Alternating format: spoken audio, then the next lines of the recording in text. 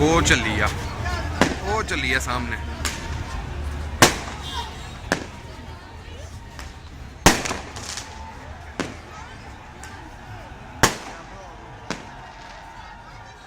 ਉਹ ਵਿੱਚ ਹੀ ਚੱਲ ਗਈ ਓਏ ਹੋਏ ਹੋਏ ਉਹ ਵਿੱਚ ਹੀ ਚੱਲ ਗਈ ਆ।